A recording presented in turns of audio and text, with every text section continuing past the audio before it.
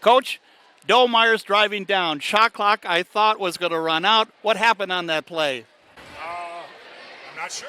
But ball swung around and found Sam Wayloggy. And, Coach Hendrickson just did a tremendous job of switching his defenses in the last four minutes. And they really, were denying Connor Engelmeyer and Connor Anderson, which is fine. And those guys worked hard to get open, but they tightened up their D, which means the other guys were going to get there. So Dobie came in and was able to get that in, and then Sam was just in the right spot. And so we really preached to our guys against a team like Painesville.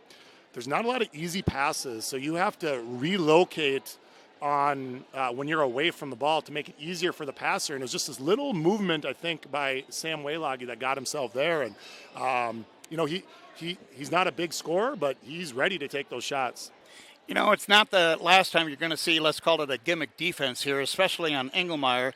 But then when you look at the rest of the guys, are you confident with what they can do? No question. I mean, we've got guys that can do different things. And it's really a testament to those two, the two Connors, that teams are going to load up their defense on them. But that is not the easiest to do as a defense, to be able to do those things. And you're going to have openings, and we absolutely have confidence in our other guys. It's been kind of fun here, the two games. You've been behind, but again, not losing confidence, I'm sure, with the guys. And do you sense this team is now, granted, you don't want to get behind, but they can come back, can't they? Yeah, I mean, it's a senior-dominated team, but their guys' personality is they stay pretty flat. They stay pretty consistent. I mean, you look at our three captains of Isaac Rosenberger and Connor Engelmeyer and Connor Anderson. They're never too high and never too low. So that's I think sometimes that as coaches or fans, it's sometimes frustrating because you want to see more like emotion and some of those things, but they're emotional without showing a ton of emotion, and they're focused and into it. And so games like tonight and some of our other games this year, you've seen them stay very steady. Things are down, we're okay, one play at a time.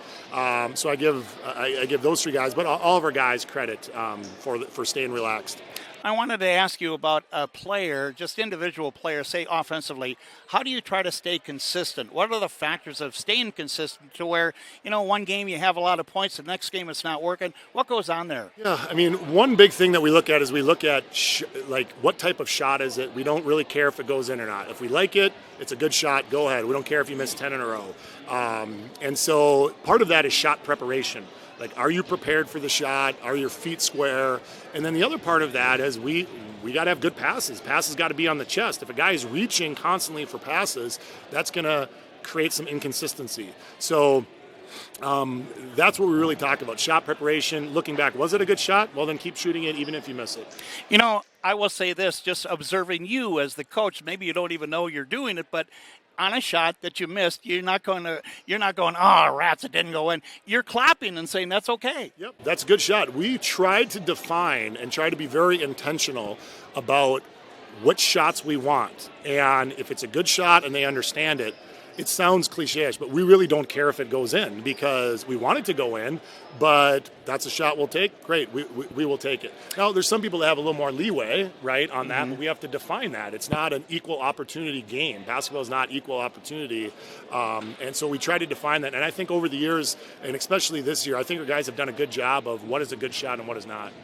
I want to talk about defensively tonight, too. To start the ball game, Painesville is excellent, aren't they, on that backdoor baseline cut? They're really good at it. How did you adjust to that, and who was doing a good job of that? Well, we adjusted for most of the game, and then we didn't in the last 4 or 5 minutes. It's one of those things in basketball that you can say as coaches and practice during the week, but until someone does it really, really well, it's really difficult. And so our guys needed to feel that. So the adjustment was sometimes you just get caught watching the ball too much.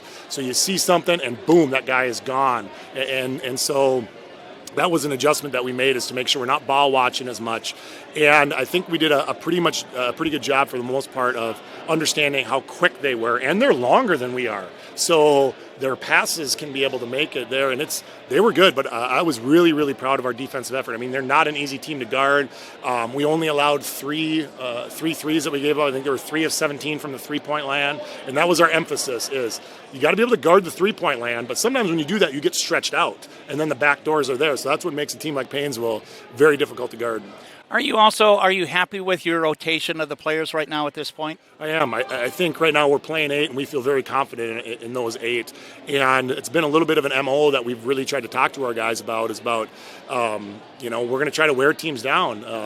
Braden Domeyer, Max Wayloggy, Ryan Herdering, we have all the confidence in the world in those guys. And Ryan and Weston are really trying to wear down the big guys, and a team like Painesville is tough because they don't really have really an inside presence as much because Vanderbeek can do so many things on the outside. But when we have teams like that, we feel good with Weston and Ryan, and then Max and Dobie are 2 seniors off the bench who are good athletes, 3-sport athletes, and so that's a luxury we feel we have. I think I'm going to be asking this all season long based on, say, the first game. It looked like the first game. A lot of turnovers. Even here tonight, way too many turnovers in the first half. And I'll keep on asking you, how is the team improving now up to this point? It's a daily thing. I mean, we do it all of the time. We do it every single day, ball security drills. And we really try to get specific teaching points about what they can do, as opposed to, well, just take care of the ball. Well, it's us on coaches about what we can do, and sometimes it's the passer, sometimes it's the receiver, but we're going to work on it every single day. The reality is, the game of basketball is you cannot simulate somebody else's length, and we don't have a ton of length. We don't have a ton of 6'3", 6'4" type guys. We got a lot of 6 foot and under guys. So in practice, the passes zip a little bit. In the games, we've got to be able to adjust to that a little bit better. I just want to touch on some of the other teams that you're now seeing. It's early still, but you're starting to see some scores and some teams, not only in the conference, but also in the section as you kind of study it. What are you seeing right now?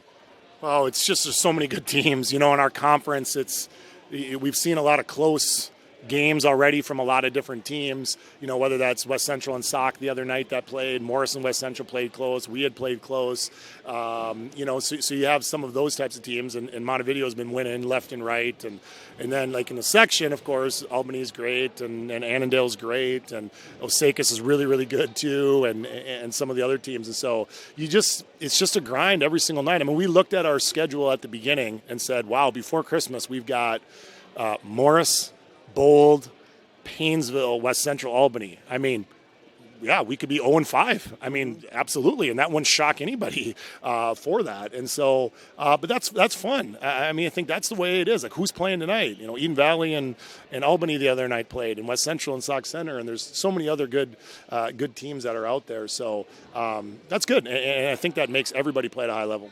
Yeah, it does make it fun, though, and you have to be ready. Because if you're not ready, you're not going to win, right? That's the way it is. You got to stay injury-free, right? You've got to be able to get through the swings of things. But, yeah, you got to stay out of focus at a kind of a high level at all times. And that's good because it's not a light switch, right? You don't just I'm going to take this game off and then I'll turn it on when the lights are on. That's not the way it goes. You got to stay at a consistently high level, and then it just becomes routine. It just becomes, well, this is what we do.